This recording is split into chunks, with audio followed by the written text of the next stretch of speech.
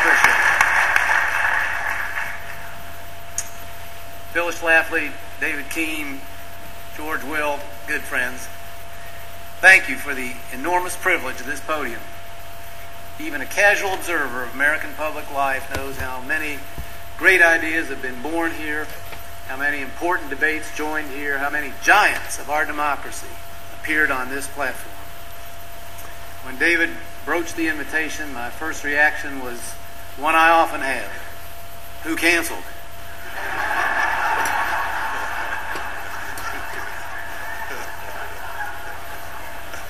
But the first choice or 15th, the honor and the responsibility to do justice to the occasion is the same. I'm seized with the sentiment best expressed by His Honor, the original Mayor Richard Daley, who once proclaimed a similar honor, the pinnacle of success.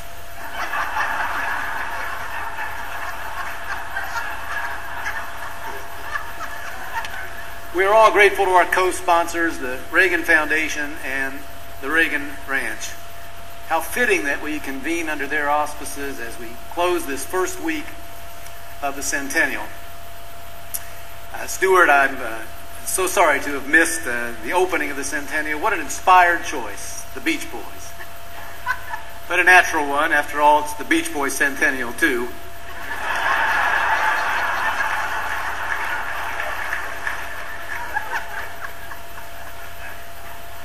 Those of us who served President Reagan were taught to show constant respect for the presidency and whoever occupies it.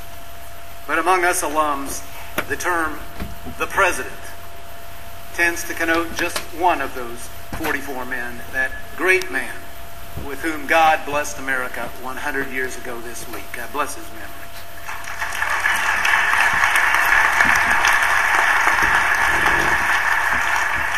Now, the prefix in co-sponsor is meaningful tonight.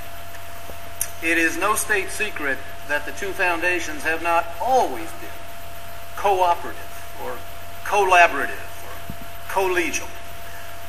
So it is a tribute to the stature and diplomacy of David Keene that they have come together to produce so warm a moment as this. I am now converted to the view that yes, the Israeli-Palestinian conflict will be solved. Well done, David. Nobel Peace Prizes have been awarded for far less.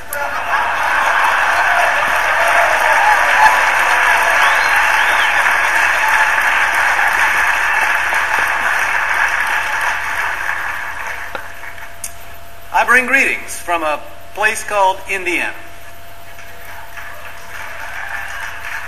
The coastal types present may think of it as a flyover state or one of those I states. So perhaps a quick anthropological summary would help. We Hoosiers hold to some quaint notions. Some might say we cling to them, though not out of fear or ignorance. We believe in paying our bills. We have kept our state in the black throughout the recent unpleasantness, while cutting rather than raising taxes by practicing an old tribal ritual. We spend less money than we take in.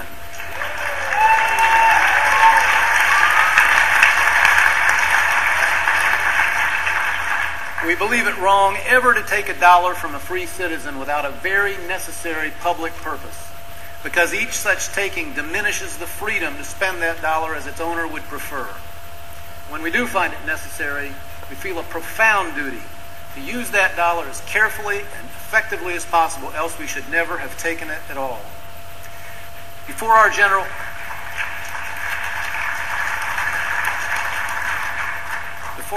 Assembly now is my proposal for an automatic refund of tax dollars beyond a specified level of state reserves. We say that any time budgets are balanced and an ample savings account has been set aside, the government should just stop collecting taxes.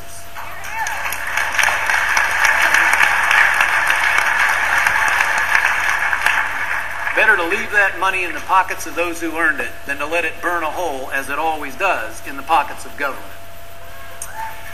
We believe that government works for the benefit of private life and not the other way around. We see government's mission as fostering and enabling the important realms, our businesses, service clubs, little leagues, churches to flourish. Our first thought is always for those on life's first rung and how we might increase their chances of climbing. Every day, we work to lower the costs and barriers to free men and women creating wealth for each other.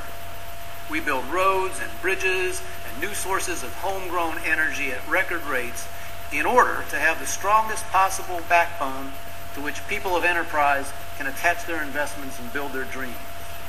When business leaders ask me what they can do for Indiana, I always reply, make money.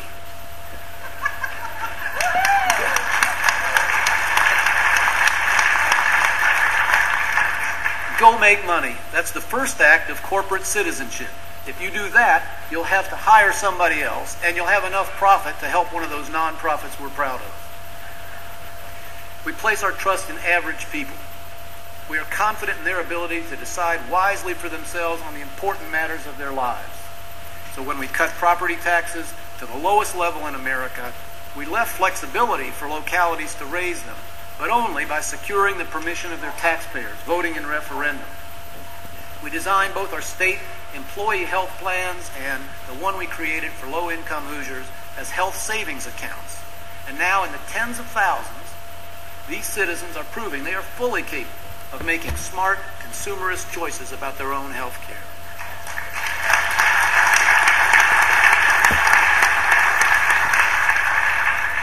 We have broadened the right of parents to select the best place for their children's education to include every public school, traditional or charter, regardless of geography, tuition-free. And before our current legislature adjourns, we intend to become the first state of full and true choice by saying to every low and middle income Hoosier family, if you think a non-government school is the right one for your child, you're as entitled to that option as any wealthy family. Here's a voucher, go sign up.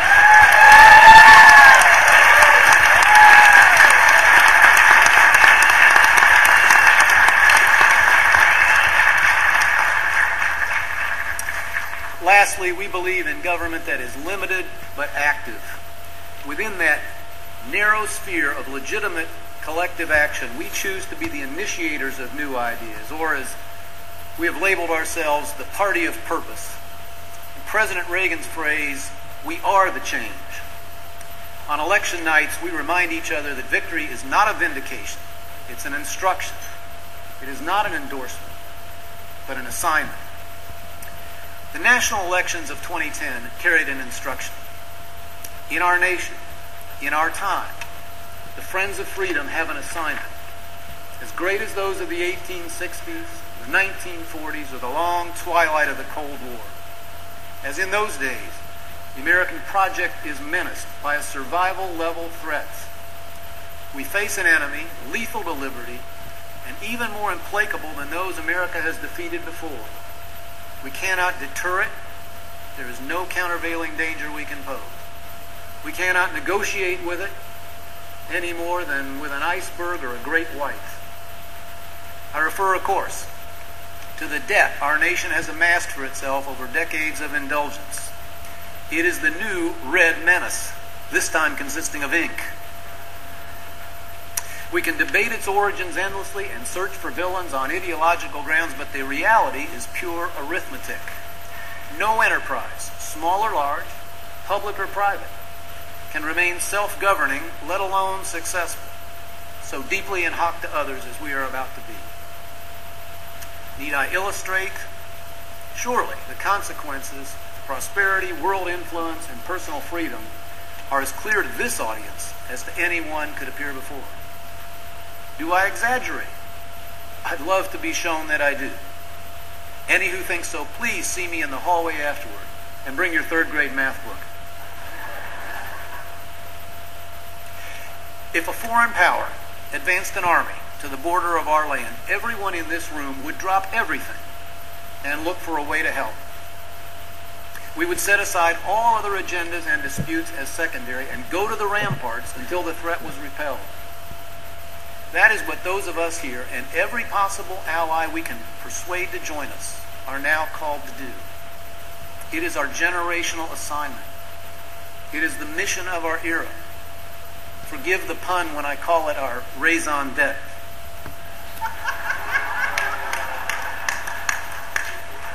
should have cut that line.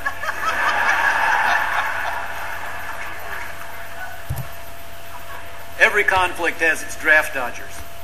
There are those who will not enlist with us, some who can accept or even welcome the ballooning of the state, regardless of the cost in dollars, opportunity, or liberty, and the slippage of the United States into a gray parity with the other nations of this earth.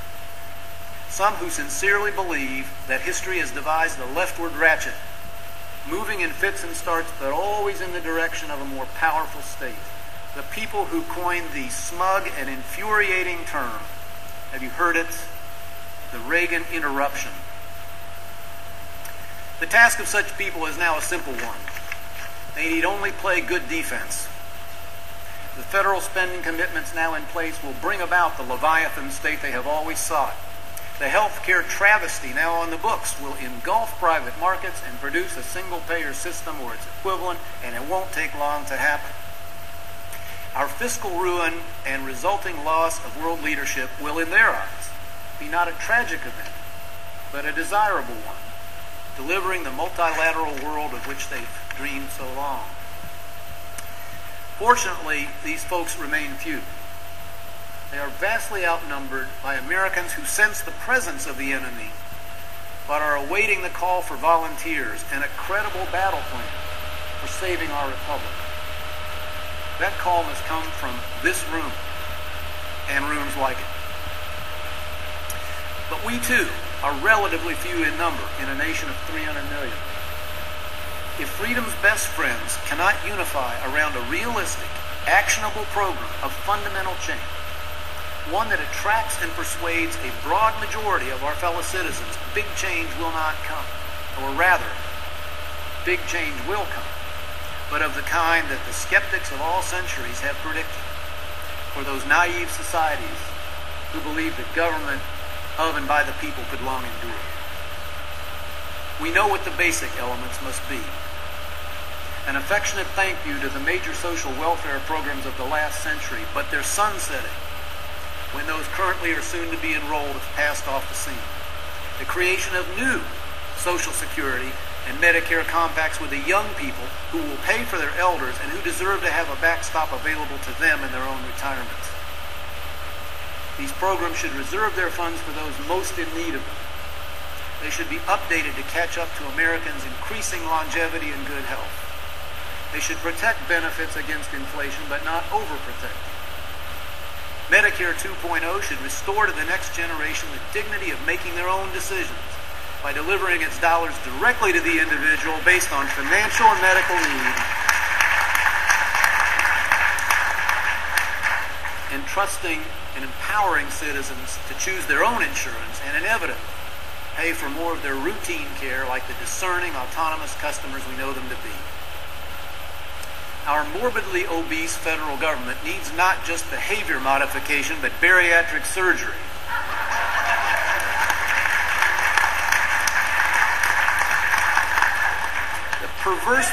The perverse presumption that places the burden of proof on the challenger of spending must be inverted back to the rule that applies everywhere else in life. Prove to me why we should. Lost to history is the fact that in my OMB assignment, I was the first loud critic of congressional earmarks. I was also the first to get absolutely nowhere in reducing. First to rail and first to fail. They are a pernicious practice and should be stopped. But in the cause of national solvency, they are a trifle. Talking much more about them, or waste, fraud, and abuse, trivializes what needs to be done and misleads our fellow citizens to believe that easy answers are available to us. In this room, we all know how hard the answers are, how much change is required. And that means nothing. Not even the first and most important mission of government, our national security, can get a totally free pass. I served in 2 administrations that practiced and validated the policy of peace through strength. It has served America and the world with irrefutable success. But if our nation goes over a financial Niagara, we won't have much strength, and ultimately we won't have peace. We are currently borrowing the entire defense budget from foreign investors.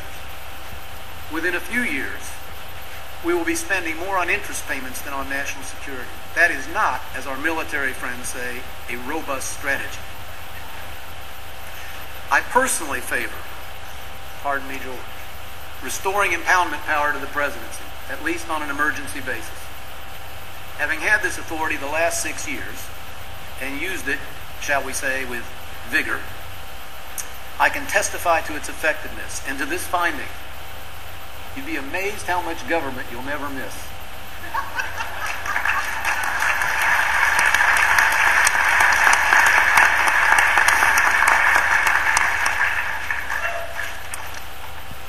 The nation must be summoned to general quarters in the cause of economic growth.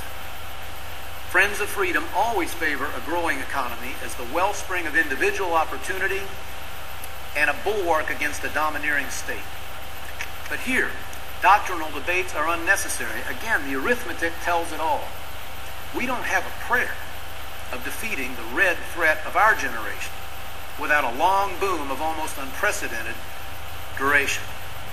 Every other goal, however worthy, must be tested against and often subordinated to actions that spur the faster expansion of the private sector on which all else depends.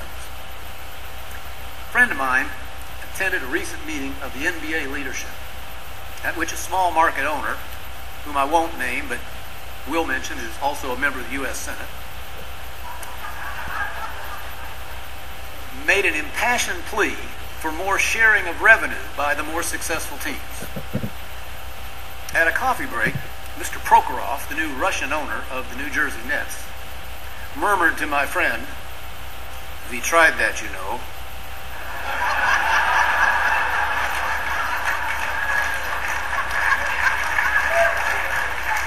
It doesn't work.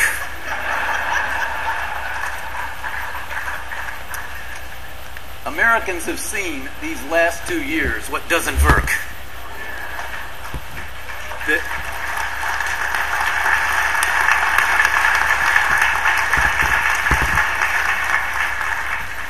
The failure of national economic policy is costing us more than jobs.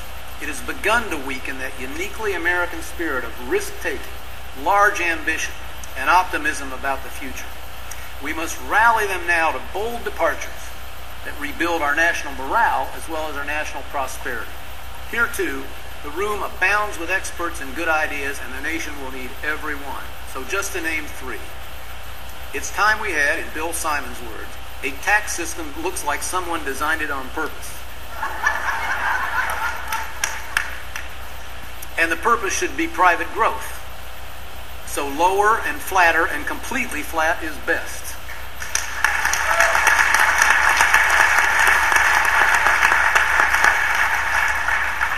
Tax compensation, but not the savings and investment without which the economy cannot boom. Second, untie Gulliver. The regulatory rainforest through which our enterprises must hack their way is blighting the future of millions of Americans. Today's EPA should be renamed the Employment Prevention Agency.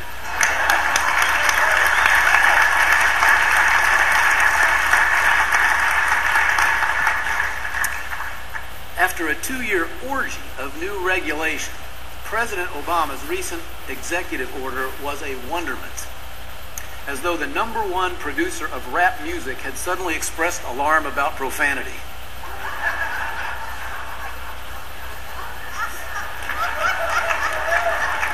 Do you need a minute on that one? In Indiana, where our privatization of a toll road generated billions for reinvestment in infrastructure, no taxes, no borrowing, we can build in half the time at 2/3 the cost when we use our own money only and are free from the federal rule book. A moratorium on new federal regulation is a minimal suggestion. Better yet, move at least temporarily to a self-certification regime that lets America build and expand and explore and hire now and settle up later in those few instances where someone colors outside the lines. Finally, treat domestic energy production as the economic necessity it is and the job creator it can be.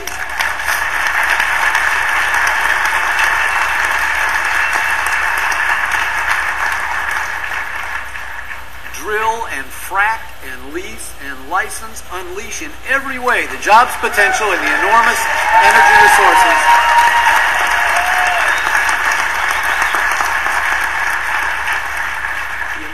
energy resources we have been denying ourselves. And help our fellow citizens to understand that a poorer country will not be a greener country, but its opposite.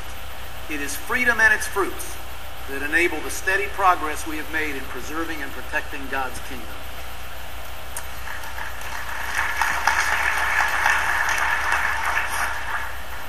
If this strikes you as a project of unusual ambition, given the state of modern politics, you are right. If it strikes you as too bold for our fellow Americans to embrace, I believe you are wrong. 7 years as a practitioner in elective politics tells me that history's skeptics are wrong. That Americans in a vast majority are still a people born for self-governance. They are ready to summon the discipline to pay down our collective debts as they are now paying down their own, to put their future before the present, their children's interests before their own. Our proposals will be labeled radical, but this is easy to rebut. Starting a new retirement plan for those below a certain age is something tens of millions of Americans have already been through at work. Opponents will expect us to be defensive, but they have it backwards.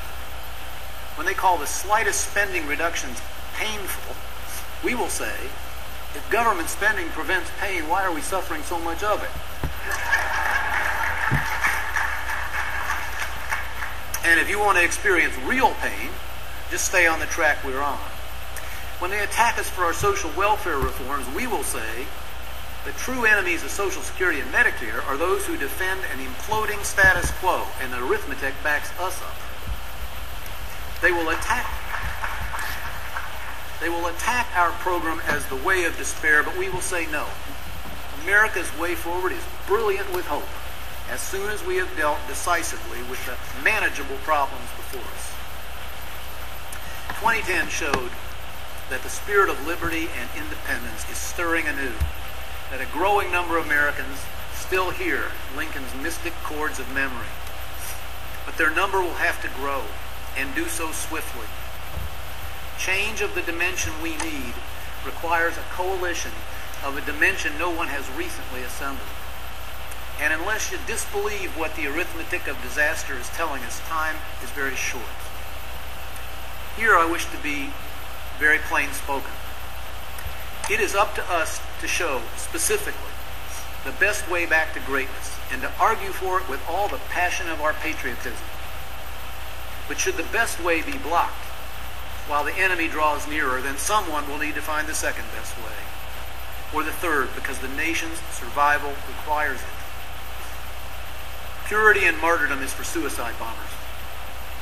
King Pyrrhus is remembered, but his nation disappeared.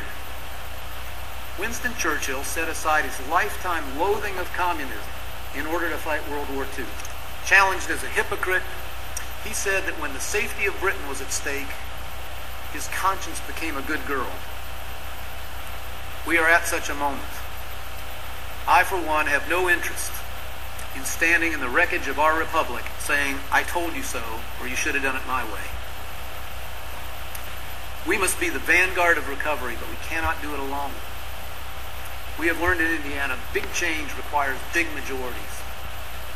We will need people who never tune in to Rush or Glenn or Laura or Sean, who surf past C-SPAN to get to SportsCenter, who, if they ever heard of CPAC, would assume it was a cruise ship accessory.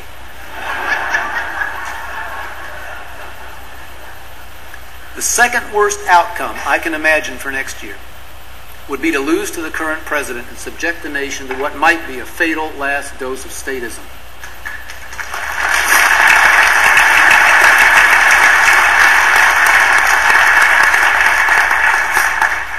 The worst would be to win the election and then prove ourselves incapable of turning the ship of state before it went on the rocks with us at the helm.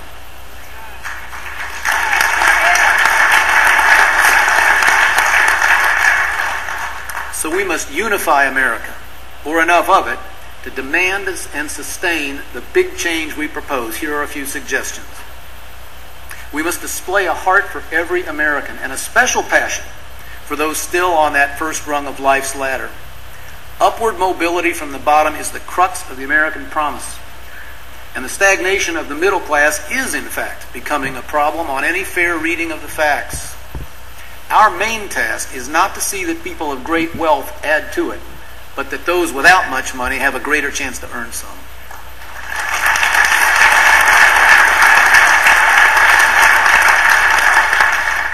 We should address ourselves to young America at every opportunity. It is their futures that today's policies most endanger, and in their direct interest that we propose a new direction. We should distinguish carefully. We should distinguish carefully skepticism about big government from contempt for all government. After all, it is a new government we hope to form. A government we will ask our fellow citizens to trust to make huge changes. I urge a similar thoughtfulness about the rhetoric we deploy in the great debate ahead. I suspect everyone here regrets and laments the sad, crude coarsening of our popular culture. It has a counterpart in the venomous, petty, often ad hominem political discourse of the day.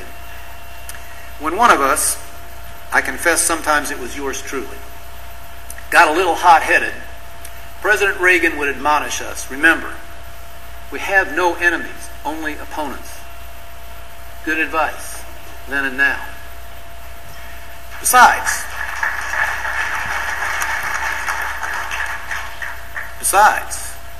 our opponents are better at nastiness than we will ever be. It comes naturally. Power to them is everything, so there's nothing they won't say to get it. The public is increasingly disgusted with a steady diet of defamation and prepared to reward those who refrain from it. Am I alone in observing that one of conservatism's best moments this past year was a massive rally that came and went from Washington without leaving any trash, physical or rhetorical, behind?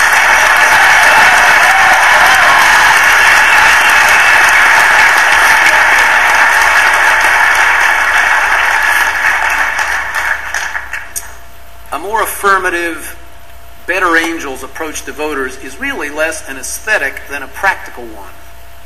With apologies for the banality, I submit that as we ask Americans to join us on such a boldly different course, it would help if they liked us just a bit.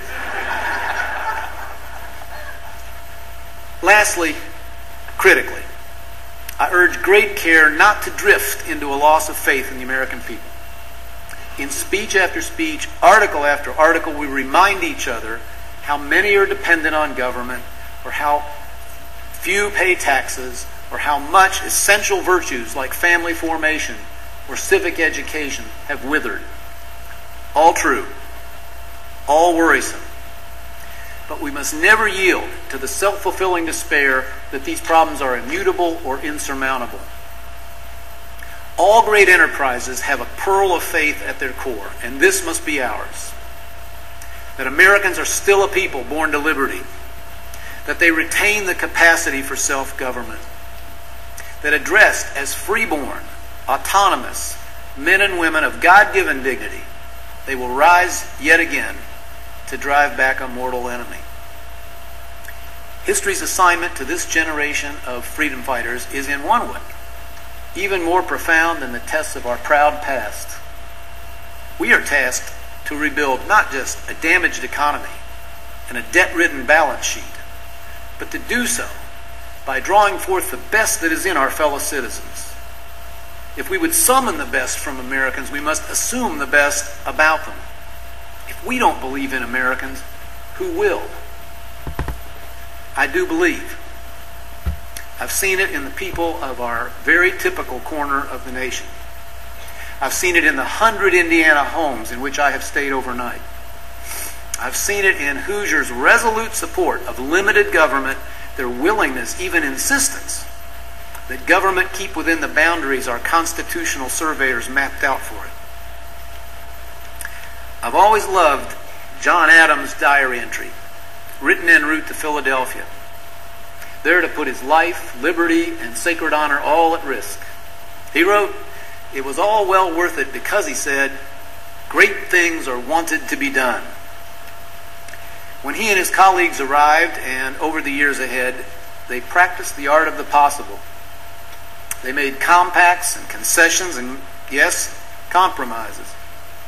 They made deep sectional and other differences secondary in pursuit of the grand prize of freedom. They each argued passionately for the best answers as they saw them. But they never permitted the perfect to be the enemy of the historic good they did for us and for all mankind. They gave us a republic, Citizen Franklin said, if we can keep it. Keeping the republic is the great thing that is wanted to be done now, in our time, by us. In this room are convened freedom's best friends. But to keep our republic, freedom needs every friend it can get. Let's go find them and befriend them and welcome them to the great thing that is wanted to be done in our day. God bless this meeting and the liberty which makes it possible.